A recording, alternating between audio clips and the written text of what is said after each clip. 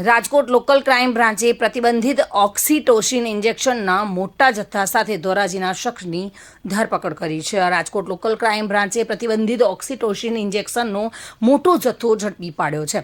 ધોરાજીમાં રહેતા ફયાઝ આરીફ વાલોરિયાને ₹2,85,980ના ઇન્જેક્શનના જથ્થા સાથે પોલીસે ધરપકડ કરી છે। દુધાળા પશુઓ વધુ દૂધ આપે તે માટે આ પ્રતિબંધિત ઇન્જેક્શનોનો ઉપયોગ કરવામાં આવે છે। જોકે પોલીસે આરોપી પાસેથી 1,600થી પણ વધુ પ્રતિબંધિત ઓક્સિટોસિન ઇન્જેક્શનોનો જથ્થો કબજે કર્યો છે। આ મામલે ધોરાજી સિટી પોલીસ સ્ટેશનમાં આઈપીસી કલમ 34 અને ઢોર એટલે કે પ્રાણીઓની ક્રૂરતા નિવારણ અધિનિયમ 1960ની કલમ 11(1) હેઠળ ગુનો નોંધ્યો છે।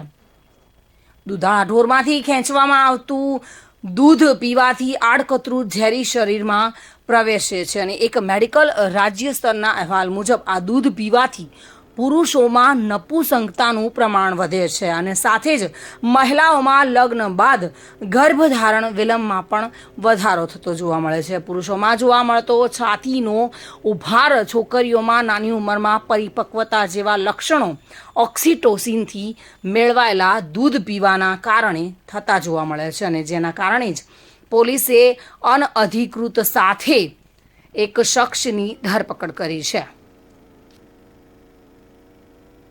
વિમલ સોંદરવા સાથે bureau report, today Gujarati news.